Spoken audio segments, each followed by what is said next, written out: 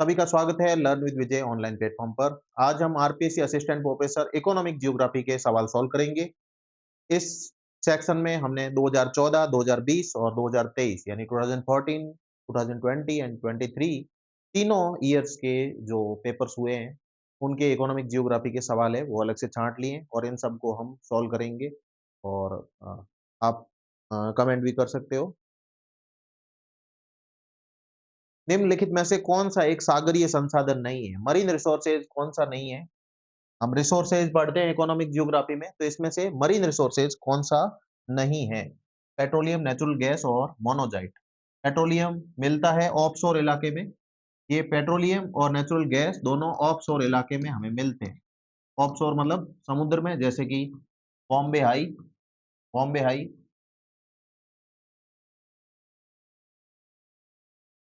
Natural gas भी मिलती है। मोनोज़ाइट है, मोनोज़ाइट किसका अयस्क है? मोनोज़ाइट थोरियम का अयस्क है, थोरियम का ओर है, जो कि केरल के बीच वगैरह पे मिलती है। केरल के बीच वगैरह पे मिलती है। ये भी मरीन रिसोर्सेज है, समुद्री संसाधन है। माइका है, वो स्थल पे मिलती है, ना कि सागर में। सागर में मैंगनीज के नोड्यूल्स वगैरह मिल सकते हैं, इसके अलावा मैंगनीज के नोड्यूल्स वगैरह मिल सकते हैं। ये नहीं मिलती, तो राइट आंसर हो गया 4 नंबर। अगला देखें कौन सी एक्सचेंज एक्टिविटी नहीं है। हम एक्टिविटी पढ़ते हैं primary, secondary, tertiary, quaternary, quinary. तो इन एक्टिविटी में कौन सी एक्सचेंज एक्टिविटी नहीं है? एक्सचेंज एक्टिविटी जिसमें लेन देन होता हो, freight transportation, telecommunication, retail trade, management, इसमें नहीं होता। ट्रेड के अंदर लेन देन हो रहा है, कम्युनिकेशन में भी एक्सचेंज हो रहा है बातचीत का, ट्रांसपोर्टेशन में भी हो रहा है। तो इसका राइट आंसर क्या हो गया? मैनेजमेंट में नहीं होता है। किसमें नहीं होता? मैनेजमेंट में नहीं होता। राइट आंसर हो गया 4। अगला, अगले में फिर से सेक्टर्स ऑफ इकोनॉमी लिखे हुए हैं। On the basis of occupation consider the following sectors of economy, select the correct answer using the codes given below. तो पहला है commercial fishing is primary occupation. Commercial fishing है, तो नॉर्मल फिशिंग करते हैं वो प्राइमरी होती है। कॉमर्शियल फिशिंग एक तरह की सेकेंडरी मानी जाती है, क्योंकि वो एक तरह की इंडस्ट्री है, फिशिंग इंडस्ट्री की तरह काम करती है। कॉमर्शियल फिशिंग पूरे बड़े-बड़े स्ट्रॉलर यूज़ करते हैं और इन स्ट्रॉलर से पूरी बड़ी सारी मछलियाँ पकड़ के उनको प्रोसेस भी करते हैं और उनको स्टोर भी करते हैं और उनको बर्फ के जो ऐसे कंटेनर होते हैं उनमें भी डालते हैं। व्हाइल सबसिस्टेंट फिशिंग इज सेकेंडरी, तो सबसिस्टेंट फिशिंग तो पक्का प्राइमरी है। इसका मतलब पहला कथन गलत हो गया। पहला कथन गलत हो गया मतलब ये। फिर lumbering and furniture making are both secondary occupation. Lumbering है प्राइमरी है। लंबरिंग क्या है? प्राइमरी है। लंबरिंग और लॉगिंग मैंने आपको बताया था, ये दोनों प्राइमरी है। फर्नीचर मेकिंग सेकेंडरी है, तो ये भी गलत हो गया। तो दूसरा भी गलत हो गया, बचा ओनली यही, ओनली फॉर। फिर भी तीसरा देख लें। Transport and defence are both tertiary occupation. Banking is tertiary occupation. Banking is tertiary occupation while management is quaternary occupation. तो चौथा तो सही है। तीसरा है transport and defence are both. अब देखो, हमें चौथा पता है, ये पक्का है और ये क्रॉस हो गए हैं, तो तीसरे वाले में अगर डाउट भी हो रहा है, मान लो कि ट्रांसपोर्टेशन है, वो तो पक्का टर्सरी है। डिफेंस भी में भी मान लें कि ये भी डिफेंस एक्टिविटी है। इसको हम किस में डालें? डिफेंस इंडस्ट्री होगी, वो तो सेकेंडरी में डालेंगे। बाकी डिफेंस सेवा है, तो तीसरा हमें सही लग सकता है, पर वो बैठ नहीं रहा है। पहला और दूसरा दोनों गलत हो गए, इसलिए ये जो इसका आंसर क्या होगा? 53, 53 का फॉर, ओनली फॉर ही माना गया। 3 एंड 4 दोनों चाहिए, बट 1 एंड 2 पक्का गलत है। तो 1 एंड 2, 2, 1 ये पक्का गलत है, इसलिए उत्तर ये माना गया है। तो हमें बेस्ट की तरफ जो पक्का नहीं है उसको तो डिलीट करना ही है। जब इस तरीके का आ जाए तो आप ऐसी टेक्निक अपना सकते हैं। अगले में हम इकोनॉमी के अंदर ट्रेड ब्लॉक पढ़ते हैं और ट्रेड ब्लॉक में अलग-अलग ट्रेड एग्रीमेंट होते हैं, फ्री ट्रेड एग्रीमेंट भी होते हैं, बाइलैटरल होते हैं, मल्टीलैटरल होते हैं। 2 देशों के बीच होते हैं तो बाइलैटरल होते हैं, मल्टीलैटरल बहुत सारे देशों के बीच में होते हैं। फ्री ट्रेड एग्रीमेंट, तो ये सारे फ्री ट्रेड एग्रीमेंट है। LAFTA, NAFTA, SAFTA, EFTA. LAFTA Latin America free trade agreement, North America free trade agreement, South South Asian free trade agreement. अब देखो लाप्टा लैटिन अमेरिका का है, साउथ अमेरिका नहीं है, ये साउथ एशियन है। और एप्टा है यूरोपियन फ्री ट्रेड एग्रीमेंट, जो यूरोपियन यूनियन वाला है। तो यूरोप के देश एप्टा में आप स्वीडन और स्विट्जरलैंड को मान लो, लैटिन अमेरिका में ब्राजील और अर्जेंटीना को मान लो, नॉर्थ अमेरिका में कनाडा और यूएसए मान लो, और साउथ एशियन कंट्री बांग्लादेश और इंडिया जो सार्क वाला है, सार्क वालों का साप्टा बना रखा है साउथ एशियन का। तो हमें इनको सॉल्व करें तो ए का हो गया 2, ए का 2, बी का 3, ये हमारा सॉल्व हो गया। तो राइट आंसर हो गया। और लाप्टा लैटिन अमेरिका का है, इसमें जो लैटिन अमेरिकी देश है Argentina, Brazil, Chile, Mexico, Paraguay, Peru, Uruguay.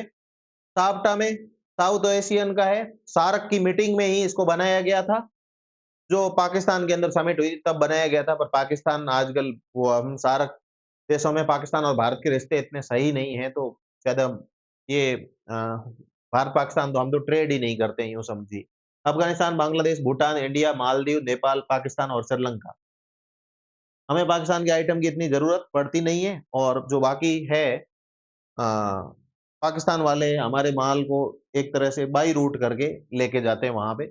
हम एक शायद रॉक साल्ट है वो पाकिस्तान से इंपोर्ट करते हैं, वो सीधा नहीं करते, वो भी पता नहीं कैसे करते हैं। अगला है एक सिंपल मॉडल ऑफ इकोनॉमी है। ये सिंपल मॉडल ऑफ इकोनॉमी है, वो किस पे बेस्ड है? तो सिंपल मॉडल ऑफ इकोनॉमी है set of decision making element पे। ये मॉडल किसने दिया था? ये दिया था हुडर एंड ली ने। किसने दिया था? हुडर एंड ली ने दिया था। ये इसका डायग्राम है सिंपल मॉडल ऑफ इकोनॉमी। ये सिंपल ऑफ मॉडल इकोनॉमी में क्या होते हैं? मार्केट के कुछ एलिमेंट होते हैं, कुछ कंज्यूमर करते हैं, फर्म्स करती है, रॉ मटेरियल रिसोर्स ओनिंग भी करते हैं और गवर्नमेंट भी करती है। ये इतने सारे एलिमेंट होते हैं, इनका सेट है वो एक सिंपल मॉडल ऑफ इकोनॉमी की बताता है ये पूरा। तो ये इसमें आप देखोगे कुछ ई वाले कंज्यूमर, E2 फर्म्स, E3 है ये पर्टिकुलर इंडस्ट्री और सेक्टर, रिसोर्सेज ऑनर E3, फिर E4 है गवर्नमेंट। ये 4 ई हो गए। 2 मार्केट वाले हो गए, गुड्स एंड सर्विस वाले और मार्केट फॉर प्रोडक्शन वाले। तो ये 4 और 2 6, टोटल 6 एलिमेंट है। तो निर्णय लेने वाले तत्वों के समूह पर निर्भर करता है। अगला सवाल है, अगले सवाल में पूछा गया है consider the following statement regarding specially closed economy. Closed economy है तो बाहर से कुछ भी लेन देन नहीं होगा। 3 तरह की इकोनॉमी होती है, ओपन इकोनॉमी, क्लोज्ड इकोनॉमी और अ, जिसको शायद इंटीग्रेटेड बोलते हैं, इंटीग्रेटेड इकोनॉमी। तो पहला जो आइसोलेटेड इकोनॉमी है, ये क्लोज्ड इकोनॉमी आइसोलेटेड है, दूसरे रीजन से इसका कोई लेना देना नहीं है। ये अपनी नीड है खुद पूरी करती है, अपनी आपूर्ति, अपनी आवश्यकताओं की पूर्ति है स्वयं करती है, अन्य प्रदेशों से बिल्कुल अलग है। तीसरा परिवहन जाल से संयुक्त का कोई लेना देना नहीं होता है। डी स्थानीय इकाई से समस्त सेवाएं प्राप्त करती है, खुद ही acquire services entirely within a special unit, इसी से ही लेती है। तो ए, बी और डी। अब ए, बी, डी सही है, ये पूछा था सही कौन से। अब ए, बी, डी इसमें भी नहीं है, इसमें भी नहीं है, इसमें भी नहीं है, इसमें ए, बी, सी, डी दे रखा है। वैसे तो सी गलत है, पर ए, बी, डी अब किस में आएगा? तो ए, बी, डी इसमें आ रहा है, तो ये राइट करना था। उत्तर भी सही ये माना था, बट सी गलत है। सी गलत है, ध्यान रखना। इसी सवाल को बाद में रिपीट किया गया है, तब ऑप्शन उन्होंने सी हटा के ए, बी, डी सही माना है। ये 2014 का है, 2020 में रिपीट किया, तब ए, बी, डी मान लिया और सी हटा दिया इसमें से। उनकी गलती थी, पर ए, बी, डी इसका आंसर था। दोबारा ये रिपीट होगा सवाल। तो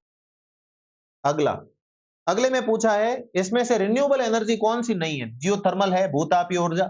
भूतापीय ऊर्जा कहाँ कहाँ मिलती है? मणिकरण, हिमाचल प्रदेश, पुग्गा वैली, लद्दाख, और इसके अलावा ताता पानी, ये यहाँ पे भूत जियोथर्मल एनर्जी है। हाइड्रो पावर, जल विद्युत का अगर छोटा प्लांट है तो वो रिन्यूएबल होता है, वैसे तो कहा जाए तो बड़ा होता है वो थोड़ा डिस्ट्रक्टिव होता है, इसलिए उसकी रिन्यूएबिलिटी कम होती है। तीसरा तीसरा है nuclear energy. Nuclear energy renewable नहीं है, क्लीन एनर्जी के अंतर्गत माना जाता है, स्वच्छ ऊर्जा के अंतर्गत इसको माना जाता है। पर ये रिन्यूएबल नहीं है। सौर ऊर्जा तो सबको ही पता है, सोलर एनर्जी राजस्थान सबसे ज्यादा है जो सौर ऊर्जा का उत्पादन करता है भारत के अंदर। तो राइट आंसर क्या हो गया? 3 number, nuclear energy. Nuclear energy के आप जो प्लांट है रावत भाटा और बाकी जो भी कैगा वैगा जो भी जितने भी है उन सब की एक बार लिस्ट जरूर देख लेना, ये पूछे जाते हैं। अगला, निम्नलिखित में से कौन सा एक मृदा संरक्षण की विधि नहीं है? सॉइल कंजर्वेशन, रिसोर्सेज के अंदर रिसोर्सेज और रिसोर्सेज का कंजर्वेशन लिखा हुआ है, तो सॉइल कंजर्वेशन की कौन सी विधि नहीं है? कंटूर प्लाइंग है, कंटूर फार्मिंग, कंट्रोल्ड ग्रेजिंग, जो पशु चारण हो रहा है उसका नियंत्रण कर दो, फसल का रोटेशन कर दो, कैनाल इरिगेशन कोई विधि नहीं, नहरों द्वारा सिंचाई है, ये कोई विधि नहीं है। अगला है, which of the following is not a major trade bloc of the world? कौन सा है जो major trade bloc of the world नहीं है? यूरोपियन यूनियन का इफ्टा था, इफ्टा था यूरोपियन यूनियन का, हमने देखा इफ्टा, ये देखा था अभी हमने।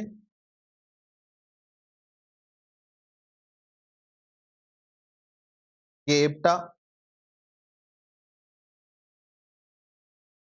इसका south Asian preferential trade agreement या फिर वो हम साप्टा भी, ऐसे एफटी फ्री ट्रेड भी बोलते हैं, तो ये साप्टा भी है। लैटिन अमेरिका वाला लाप्टा भी है, ये नहीं, कौन सा नहीं है? अंकटाड नहीं है। यूनाइटेड नेशन कॉन्फ्रेंस है, ये कोई ट्रेड ब्लॉक नहीं है, तो कॉन्फ्रेंस का नाम है, तो ये तो बहुत ही सरल सवाल हो गया। अगला, उत्तरी अटलांटिक मार्ग विश्व का सबसे व्यस्त महासागरीय व्यापारिक मार्ग है। सबसे जो अगर महासागरीय मार्गों की बात करें तो नॉर्थ अटलांटिक जो ट्रेड रूट है वो सबसे ज्यादा व्यस्ततम है, बिजिएस्ट है। क्या है? बिजिएस्ट है, सही बात है। This route connects western Europe and eastern North America, the two highly developed region, दोनों को ये कनेक्ट करता है, दोनों को कनेक्ट करता है और दोनों हाईली डेवलप्ड है। अब हाईली डेवलप्ड है इसलिए ट्रेड ज्यादा होता है, यानी दोनों सही है, दोनों का ये एक्सप्लेनेशन भी सही है। अगला, अगला है रिसोर्सेज पूछे हैं और सुन सामने एग्जांपल लिखें। हालांकि ये सवाल डिलीट हो गया था, बट कभी डिलीट हो जाए तो भी अगर अब इसका सही उत्तर करना होता तो हम क्या करें? यूबिक्विटीज, यूबिक्विटीज, यूनिक्विटीज, यूनिक है, यूनिक्विटीज है, वो यूनिक है, एकल है, वो हर जगह नहीं पाया जाता। तो ये क्रायोलाइट होता है, ये धातु थोड़ी सी एकल पाई जाती है, तो डी का पक्का 3 आएगा, तो डी का 3 इसमें आ रहा है, ये उत्तर हो गया, ये हमें कर लेना था। फिर और देखें, ए का 2 रिन्यूएबल, सॉइल रिन्यूएबल है, हाँ रिन्यूएबल हो सकती है, सॉइल में भी हो सकती है, रिन्यूएबिलिटी के हिसाब से सॉइल हो सकती है रिन्यूएबल।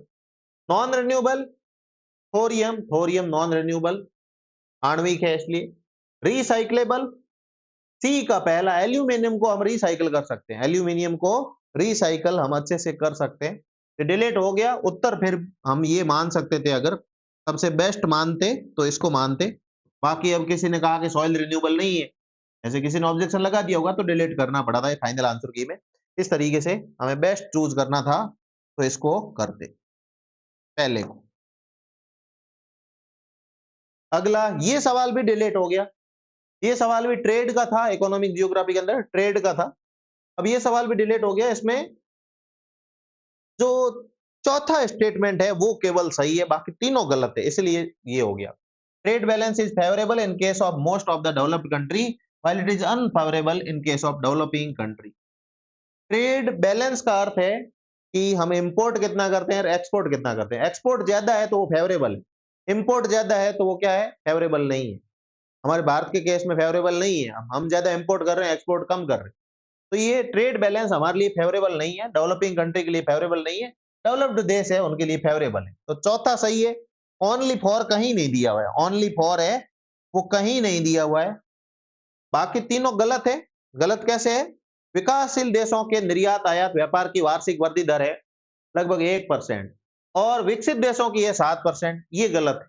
विकासशील देशों की ग्रोथ ज्यादा हो रही है क्योंकि पहले तो उन्होंने किया नहीं, पहले उन्होंने किया नहीं, अब धीरे-धीरे, अब मान लो कि हमने एलपीजी किए, लिबरलाइजेशन, प्राइवेटाइजेशन, ग्लोबलाइजेशन किए, हमारा ट्रेड बढ़ेगा, दिनों दिन बढ़ेगा। तो विकासशील देशों का बढ़ रहा है, ग्रोथ ज्यादा है, बट विकसित देशों ने तो पहले से ही बढ़ा रखा है, अब क्या बढ़ाएंगे, तो लिमिट है वहीं, तो पहला गलत है।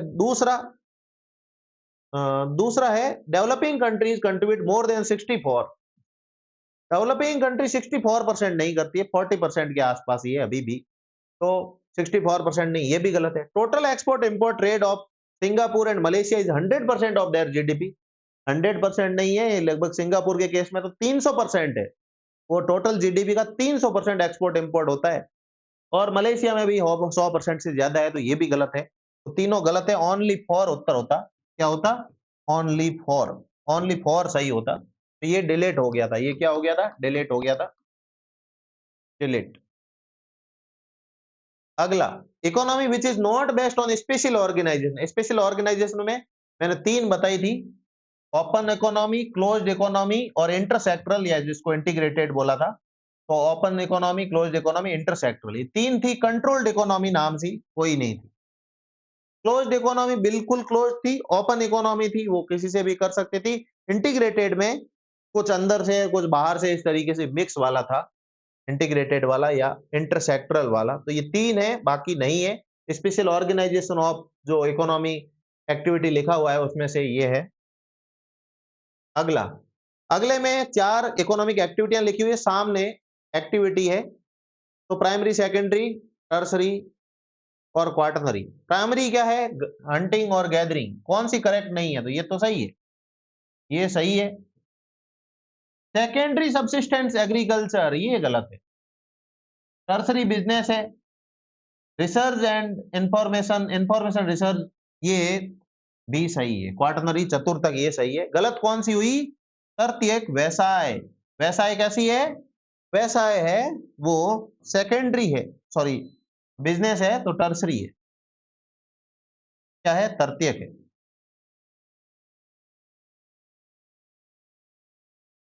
सॉरी, कौन सा गलत है, सॉरी, सब्सिस्टेंस, ये क्या लिख रहा हूं मैं, सब्सिस्टेंट एग्रीकल्चर ये प्राइमरी है, व्यवसाय तो टर्सरी है। मैं तृतीयक लिख रहा हूँ, तृतीयक ही लिखा हुआ है, तृतीयक ही लिखा हुआ है, मैं इसको गलत लिख रहा हूँ।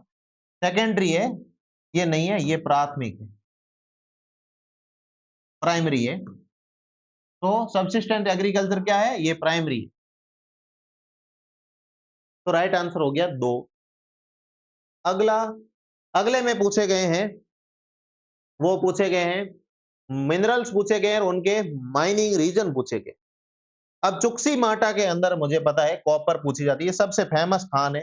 सी का चौथा एक से ही हो गया, सी का चौथा, चुक्सी माटा में कॉपर की सबसे बड़ी खान है विश्व की, तो सी का चौथा। ए का थर्ड आयरन ओर है, Lake Superior region, Lake Superior region के पास में क्या है, आयरन ओर निकाला जाता है। फिर है निकल, निकल है सडबरी रीजन है, और मैग्नीज है चायतुरा रीजन है। तो ये वैसे ही सॉल्व हो गया था। आगे चलते हैं, निम्नलिखित कथनों पर स्थानिक बंद अर्थव्यवस्था के संदर्भ में, ये क्लोज्ड इकोनॉमी है, इसके कथन देखने, रिपीट हुआ है, देखो वहां पे भी लिंक्ड विद ट्रांसपोर्ट नेटवर्क था, ये गलत बताया था हमने। आइसोलेटेड है, अलग है, अपनी आवश्यकताओं को पूर्ण खुद करता है, fulfil their own needs, acquire services entirely with in the unit. Repeat सवाल है, तो सी गलत है, वहां पे एबीसीडी मान लिया था, पर यहाँ क्या एबीडी माना है दोबारा, एबीडी। अब की बार इन्होंने गलती नहीं की और सी हटा दिया, तो ए बी डी हो गया। ये लिंक्ड विद, सॉरी ये वाला जो लिंक्ड विद ट्रांसपोर्ट नेटवर्क वाला ये हटा दिया, ए बी डी सही है। तो ये रिपीट सवाल हुआ है, वहां पे एबीसीडी मान लिया तो एबीडी माना, ये गलती से उन्होंने वहां मान लिया था। तो राइट आंसर हो गया फोर्थ।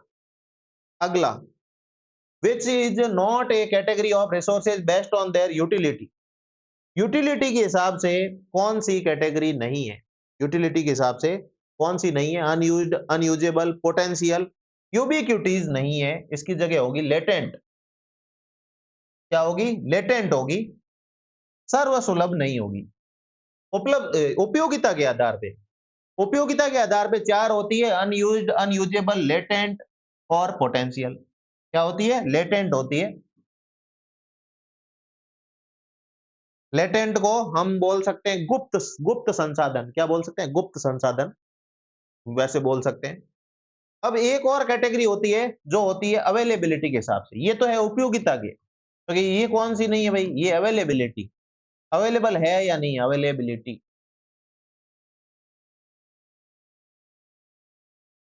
उपलब्धता के आधार पे,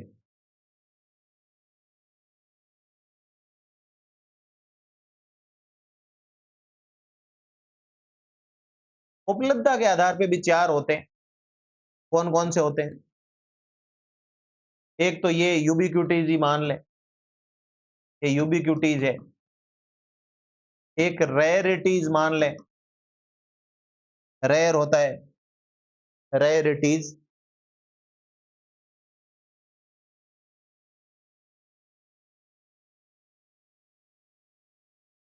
और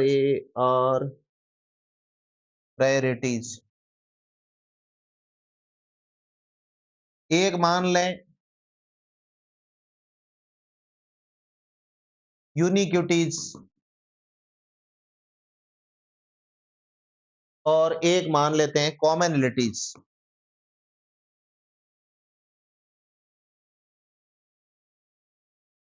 ये उपलब्धता के आधार पे, इनको हिंदी में क्या लिखते हैं?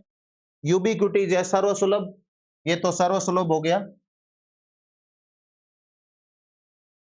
सर्वसुलभ। रेयरिटीज को हिंदी में क्या बोलते हैं? रेयरिटीज, दुर्लभ, ये हो गया दुर्लभ। यूनिक्विटीज, यूनिक्विटीज है, वो हो गया अद्वितीय।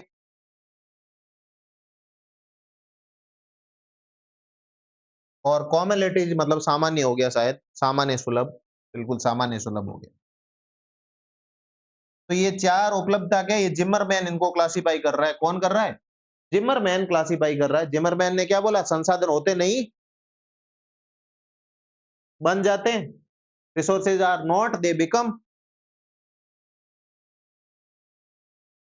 ये इसका आंसर हो गया। अगला, अगले में चार दी हुई है, maintainable, fund resources, immutable resources और रिन्यूएबल रिसोर्सेज, चार दिए हैं। अब इनको सेट करना है।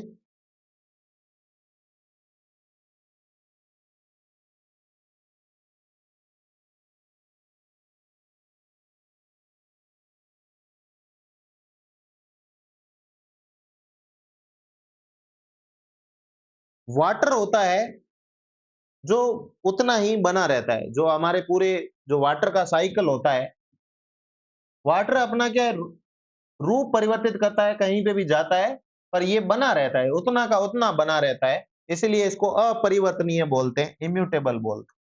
वाटर को क्या बोलते हैं? इम्यूटेबल बोलते हैं, क्योंकि ये बना का बना रहता है, वैसा का वैसा बना रहता है। क्योंकि कई बार हमारे पेड़ पौधा में गया या इंसानों में गया, फिर समुद्र में गया, वापस आया, तो पानी उतना का उतना रहता है, इसलिए इसको इम्यूटेबल रिसोर्सेज बोलते हैं। फंड रिसोर्सेज, संचित संसाधन, ये कोयला हो गया। अब ये एक बना है तो यहाँ पे ये एक ही आ रहा है। बाकी अब इसमें क्या थोड़ा सा लॉजिक लगाना था, पानी परिवर्तित नहीं रहता है। कोयला है वो तो खत्म हो जाएगा, कोयला हम जला के फूंक देंगे।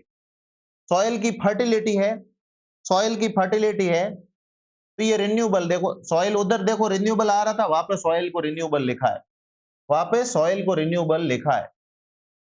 और वन है, उनको मेंटेन किया जा सकता है, वन को क्या किया जा सकता है? मेंटेन किया जा सकता है, फॉरेस्ट को मेंटेन किया जा सकता है। तो इस तरीके से अगर ये पानी का एक पता होता तो कर देते। ये जो क्लासिफिकेशन है मैंने क्लास में करवा रखा है वैसे, तो इसमें क्या है, थोड़ा ये वेग है क्लासिफिकेशन। अब रिन्यूएबल में कोई और भी आ सकता है, सॉइल के अलावा दूसरी चीजें भी रिन्यूएबल आ सकती है, कोल नहीं आएगा, बाकी और भी आ सकती है। अगला, अगले में पूछा गया है ग्लोबल फॉरेस्ट रिसोर्स असेसमेंट 2020। हालांकि 2025 की रिपोर्ट है, वो कुछ दिन पहले ही आई है, कुछ दिन पहले ही आई है, तो एग्जाम में आने की संभावना है नहीं। तो ये ग्लोबल फॉरेस्ट रिसोर्स असेसमेंट अभी ही आई है जस्ट। 2020 में विश्व का कुल क्षेत्र कितना था, ये मैंने रिपोर्ट पूरी करवाई थी आपको। तो इस रिपोर्ट के अनुसार जो है वो है 4.06 अरब हेक्टेयर। कितना है? 4.06 मिलियन हेक्टेयर, ये इस रिपोर्ट के अनुसार है। अगला, अब इसी रिपोर्ट के अनुसार highest forest area, same report के अनुसार highest forest area Russian federation का है 815 मिलियन, ये रसिया का। फिर दूसरे नंबर पे ब्राजील है, तीसरे नंबर पे कनाडा है और चौथे नंबर पे यूएसए है, पांचवें नंबर पे चाइना है। तो ये 5 देश है। सबसे ज्यादा जो है वो रशियन फेडरेशन में, तो उत्तर क्या हो गया? हाईएस्ट रशियन फेडरेशन, रूसी संघ, रशियन फेडरेशन है वो सबसे ज्यादा है। अगला, टॉप 3 क्रूड ऑयल प्रोड्यूसिंग। सबसे पहले तो यूएसए सबसे ज्यादा करता है, दूसरा नंबर अरब करता है। क्रूड ऑयल का प्रोडक्शन पहले यूएसए नहीं करता था इतना, पर आज की तारीख में करता है। तो यूएसए पहले नंबर पे, सऊदी अरबिया दूसरे नंबर पे और तीसरे नंबर पे रूस आ गया। उत्तर हो गया संयुक्त राज्य अमेरिका, सऊदी अरब, रूस। क्रूड ऑयल कहो, पेट्रोलियम कहो, तो ये पेट्रोलियम के प्रोडक्शन वाले पहले यूएसए, दूसरा सऊदी अरबिया, तीसरा रसिया। अगला, निम्नलिखित में से कौन सी मृदा संरक्षण की विधि है? फिर रिपीट हुआ है। तो और इसमें क्या क्या हो सकता है? टेरेसिंग हो सकता है, टेरेसिंग हो सकता है, गली, जो गली इरोजन होता है उसको रोकना, अवनाली का अपर्दन होता है, गली इरोजन होता है उसको रोकना, प्रोटेक्टिव एफॉरेस्टेशन, जो वृक्ष खत्म हो रहे हैं, वनीकरण समाप्त हो रहा है उसको रोकना, संरक्षित वृक्षारोपण, protective F protective afforestation. Afforestation का अर्थ है जंगल लगाना, एफॉरेस्टेशन मतलब जंगल लगाना। अब जंगल लगाएंगे तो क्या होगा? फॉरेस्ट लगाएंगे तो क्या होगा? वहां पे सॉइल इरोजन नहीं होगा, और सॉइल इरोजन पूछा है, सॉइल कंजर्वेशन।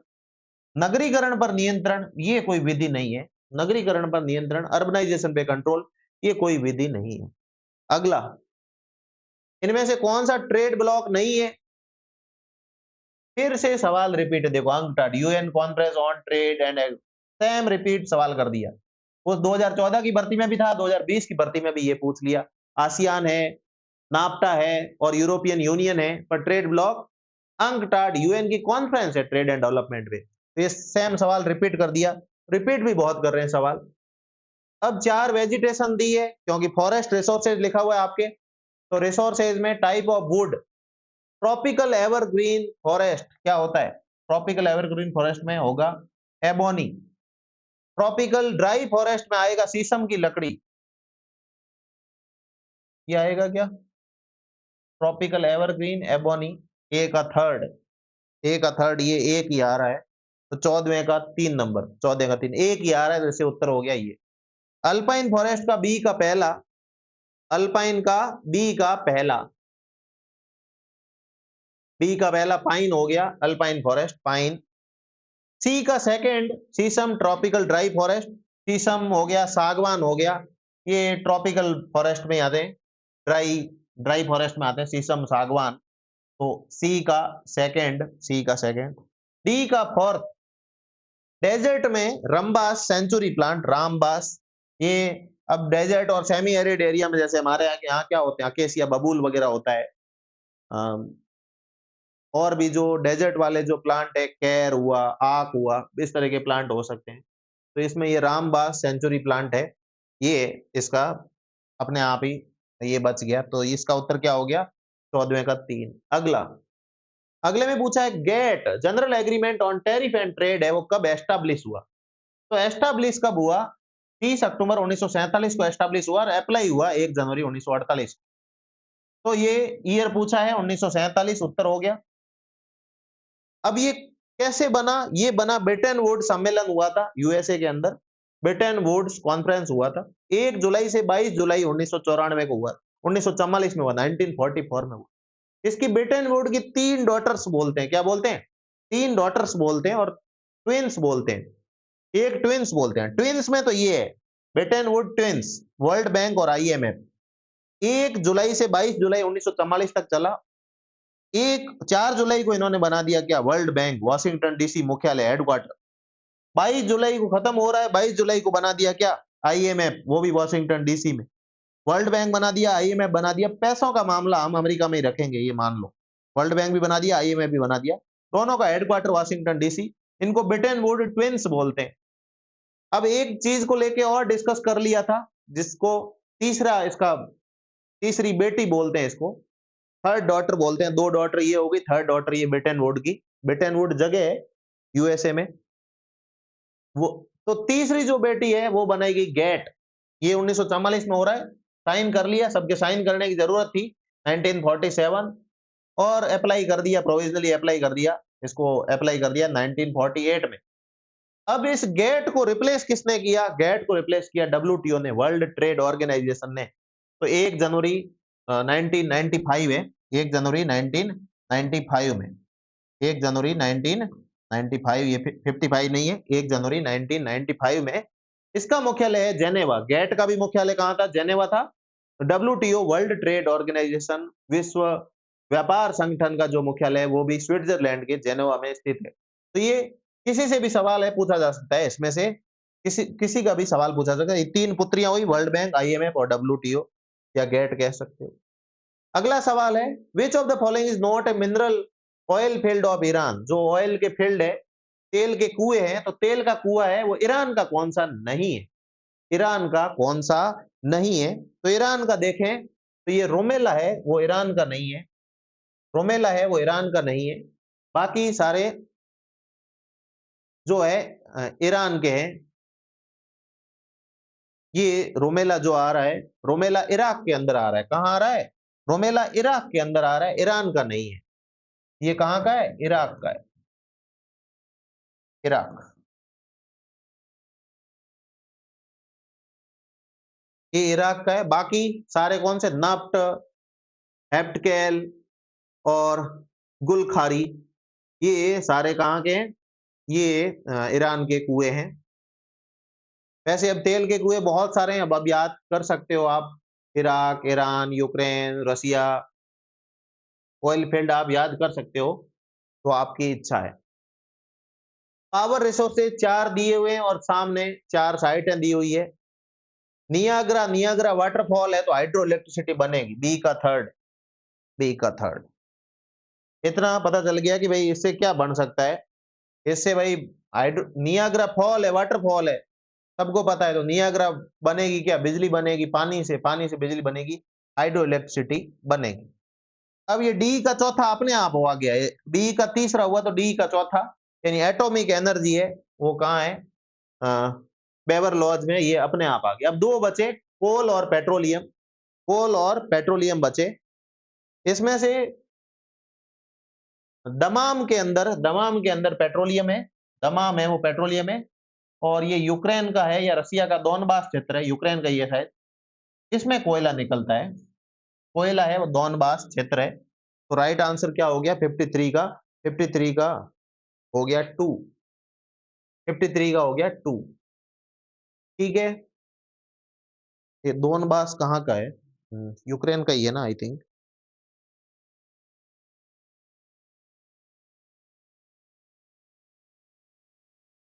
यूक्रेन, दोनबास है वो यूक्रेन का है। और दमम,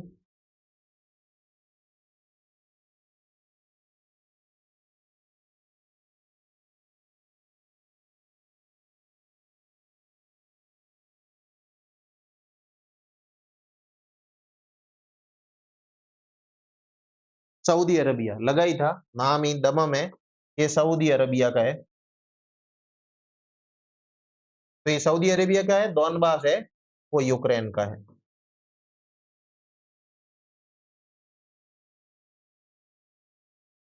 अगला, निम्न में से कौन सा जस्टिस एंड मैनेजमेंट से रिलेटेड है? जस्टिस एंड मैनेजमेंट से primary, secondary, tertiary, quaternary, quinary. Justice and management से कौन सा है? क्वाटरनरी है। क्वीनरी होता है बिल्कुल टॉप लेवल डिसीजन मेकर होते हैं, टॉप लेवल कोई सीईओ है वो होते हैं, वो होते हैं। ये जनरली जो मैनेजमेंट और जस्टिस है वो क्वाटरनरी का है, चतुर्थक का है। पंचम में तो बिल्कुल टॉप लेवल का होता है, वो होते हैं।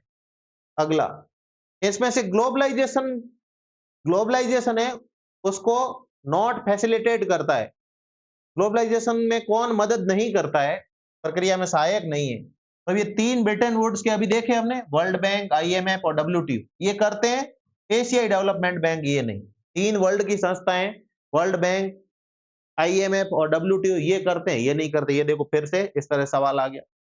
अब in which economy each center specialize in one economic center. अब इसमें से कौन सी इकोनॉमी के अंदर जो किसी का एक का स्पेशलाइजेशन होता है। तो एक का स्पेशलाइजेशन हो, मान लो कि मैं उगा रहा हूं गेहूं, ये उगा रहा है बाजरा, ये उगा रहा है मक्का और ये उगा रहा है चावल। पूरे कंप्लीट यही उगा रहे हैं। अब इसको चावल चाहिए तो ये इसको यहां से लेना पड़ेगा, इसको बाजरा चाहिए तो यहां से लेना पड़ेगा, मक्का चाहिए तो इधर से लेना पड़ेगा। तो ये क्या है, ओपन इकोनॉमी है। इसमें लेन देन करना ही पड़ेगा, इसको दूसरा आइटम चाहिएगा तो लेना ही पड़ेगा। एक में स्पेशलाइजेशन है, ये गेहूं वाले का गेहूं, बाजरा वाले का बाजरा। तो एक में स्पेशलाइजेशन होने की वजह से ये ओपन इकोनॉमी होगी। कैसी होगी? Open economy. तीन तरह की इकोनॉमी पढ़ी थी, open economy, closed economy, inter related, inter sectoral या इंटर रिलेटेड इकोनॉमी, ये तीन पढ़ी थी। तो 101 का तीसरा। अगला, सॉइल और वाटर कैसा रिसोर्सेज है? मिट्टी और जल क्या वो सर्वसुलभ है? देखो ये चार वही जो क्लासिफिकेशन था उपलब्धता वाला, ये कैसी उपलब्धता? उपलब्धता कैसा है? विरल है क्या? रेयर रेयर है क्या? अद्वितीय है क्या? या सामान्य सुलभ है या सर्वसुलभ है? तो सर्वसुलभ तो हर जगह पाया जाएगा। क्या हर जगह उपलब्ध है? हर जगह मिट्टी और जल उपलब्ध नहीं है। तो अद्वितीय और विरल तो हो ही नहीं सकते, तो बचेगा ही सामान्य सुलभ। क्या बचेगा? सामान्य सुलभ बचेगा, क्योंकि यूनिक है। बिल्कुल अद्वितीय, यूनिक नहीं है चीज, रेयरिटीज है। रेयर है क्या? रेयर भी नहीं है। अब है कि हर जगह है क्या? हर जगह नहीं है, ठीक ठाक जगहों पे, कॉमन जगहों पे तो है, कॉमन है। अगला, अब ये फॉरेस्ट रिसोर्सेज लिखे हुए थे, उससे एक यूनिक सवाल पूछ लिया कि सिंह राजा फॉरेस्ट रिजर्व है वो कौन सी कंट्री में? तो सिंह राजा श्रीलंका के अंदर है। ऐसे तो अब कहीं का भी पूछा जा सकता है, यूएसए का भी पूछा जा सकता है। तो ये तो अब कुछ ऐसे सवाल है, इनका तो कोई अंत नहीं है। कितने देशों के आप फॉरेस्ट रिजर्व, हमें इंडिया के भी पूरे फॉरेस्ट रिजर्व है ना, वो याद नहीं है। तो हो सकता है ये कुछ फेमस हो सकता है बायोस्फीयर रिजर्व वगैरह हो, मे बी। तो उस वजह से मे बी पूछ लिया हो, पर बायोस्फीयर रिजर्व भी बहुत सारे हैं। इंडिया के अंदर भी देखो 18 बायोस्फीयर रिजर्व है, उसमें से 13 है वो यूनेस्को के मैन एंड बायोस्फीयर प्रोग्राम का हिस्सा है। वो भी बहुत सारे हैं, कितने हम पूरे वर्ल्ड के तो याद नहीं कर सकते। तो इस तरीके से इकोनॉमिक जियोग्राफी है वो हमारी होती है पूरी। सभी को थैंक यू जुड़ने के लिए।